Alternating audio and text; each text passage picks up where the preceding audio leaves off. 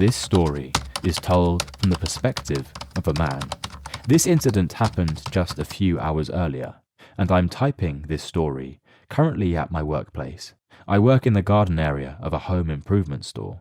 I don't work the cash registers, and my manager doesn't even let me water the flowers, so a lot of the time I have nothing to do. This results in me taking extremely long bathroom breaks, where I just scroll on my phone. I know it sounds bad, but it's better than standing around trying to look busy. Today was the same as any other, with me wasting time in the bathroom. Nothing of interest happened until my work phone buzzed at the same time as the stool next to mine. This becomes important later. A few seconds later, I see that the guy in the next stall had his hand stretched to the ground with his palm facing up. I at first thought he had run out of toilet paper and was asking for mine. He just stayed silent for a while, so I ignored him after that. Then he started moving that hand uncomfortably close to my leg, so I immediately scooted away and prepared to leave. Once the man noticed that, he hurriedly got out his stool before I could leave. Another few seconds of silence. I took a peek out from the gap of the stall door to see what the hell he was doing, and just like a scene from a horror movie, our eyes connected. He was barely an inch away from my door, trying to peek inside. My blood ran cold. If you are wondering why I didn't immediately open the door and cuss the guy out, I really hate confrontation. I avoid it whenever possible, and I do my best not to draw attention to myself. I stood sideways by the door so he wouldn't be able to see me. That's when the whispering started. I don't know what the first thing he said was, but it sounded like moaning. The next part was a bit more audible. He said something along the lines of wanting to see more of my unflushed toilet paper. I was thoroughly disgusted. This guy was a complete creep, and I was alone in the bathroom with him. My heart was beating faster by the second. I know I had to stay there until another person came into the bathroom. No way was I going to confront him alone. Probably a minute later, someone finally arrives, and I take this as my chance to wash my hands and get the hell out of there. Thankfully, the presence of the other person made the old man quit his creepy behavior. As I was about to leave, he blocked my path for a quick second before stepping aside. The weird thing was, I don't even think he works at the store because he wasn't wearing any vest. My store is extremely lenient about uniform, but most workers at least wear a vest or something connected to the store. He just looked like a regular customer. I'm certain I heard 2 phone dings echo in that bathroom. The phones have a signature ring to them, so it couldn't have been a coincidence. Either way, he only started creeping on me once the phone ring made it clear that I was an employee. The situation really creeped me out, and I've been totally unfocused on my work since then. I kept prowling the garden area to look out for any old man wearing a similar outfit to the creeper. I have an incredibly hard time distinguishing faces, so I probably wouldn't even recognize him, even if I did see him. Creepy bathroom peeper, let's not meet again. To keep a long story short, my ex-best friend Alyssa and I were friends for almost 7 years. We had a good, healthy relationship. She was my ride or die. We did everything together, but we slowly started to drift away when I exchanged schools.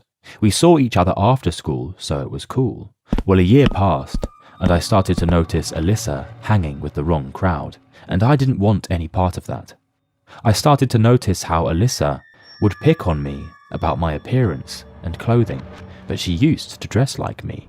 We used to be dripped in anime merch, but ever since she started to hang out with more mature college people, she changed. She would constantly tell me I'm fat, ugly, or nobody loves me, all that type of stuff. And my last straw was when she called my family poor. I lost it because my family has helped her with financial problems and even gotten them out of debt. So I stopped being friends with her, and I started to hang out with new people and get to know myself more. I have made a new best friend, and everything was great but I couldn't shake the feeling of being watched from every corner. I always felt like someone was there, but I ignored it. Months passed, and I still can't shake the feeling of being watched. And that's when stuff started to happen. My car would end up keyed. My tires were popped most of the time, and weird letters I had to decipher started to show up in my front porch, but I'm dumb and decided to ignore the problems. A year later, I decided to hang out with some old friends from the group, and that's when I found out everything. Alyssa was the one doing those things to me, and every letter she sent was a death threat. My friend Tori, the one who witnessed everything, told me how Alyssa would stalk me and get mad that I replaced her with a guy. That's not what creeped me out. Turns out, Alyssa copied everything. I got a 2018 Nissan Sentra, and she got the same car.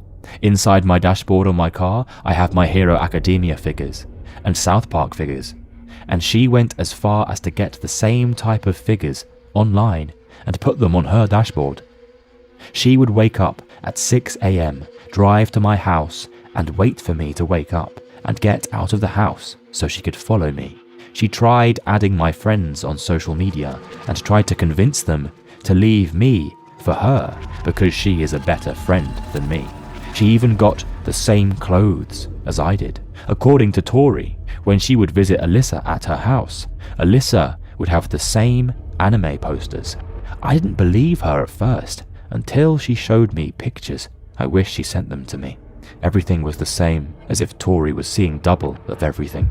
Lucky for me, Alyssa was forced to move up north with her father. Her grandma kicked her out the house, and everything went back to normal for now. I'm just scared when she comes over for holidays and starts to stalk me again.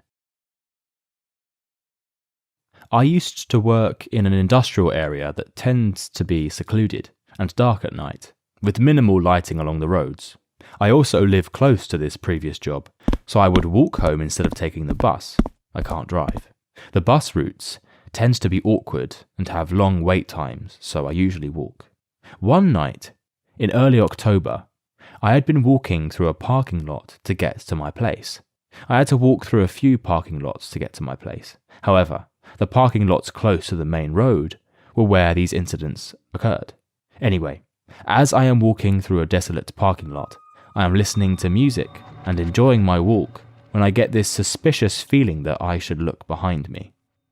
I look behind and see this individual wearing a hoodie/track pants and appears to be maybe a woman.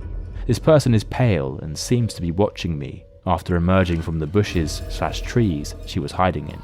She picks up pace from behind me, but continues walking horizontal to me.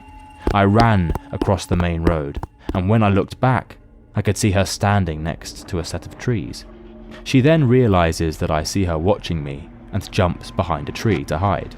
I go into some random apartments to hide from her and wait there for some time. I then left and went to my place. I told my mum about this incident and she said that I should have called the police. Now it doesn't stop there. So, now it's early November.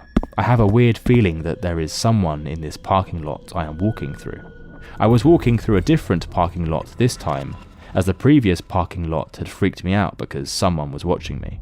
As I am walking through this parking lot, the person wearing a hoodie emerges from hiding behind a parked trailer, talking on her phone. I am now thoroughly freaked out and decides to pick up my pace and get to the main road as fast as possible without alerting this person that I feel threatened by them. As I am getting ready to cross the road, this person decides to cross the road as well and watches me as I cross the road. I book it to the random apartment and hide in there until I assume she is gone. Now, the last time this happened was mid-November, a week after the second incident. I am walking through the same parking lot that I saw her in the second time. Dumb, I know. This time, she emerges from hiding behind a trailer and starts walking towards me. I decide to just run and get to the main road. I get across the main road and look back, and she is gone.